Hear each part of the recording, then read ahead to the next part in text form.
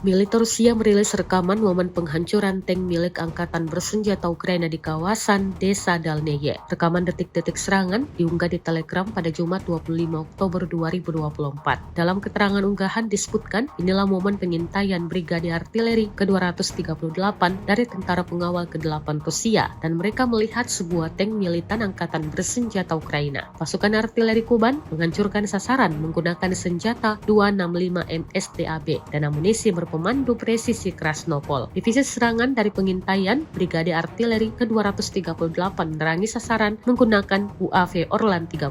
Tindakan ini memberikan dukungan yang signifikan terhadap kemajuan Brigade ke-5 dan Divisi ke-150, menyoroti efektivitas interaksi berbagai unit tentara Rusia selama operasi tersebut. Jelas narasi unggahan.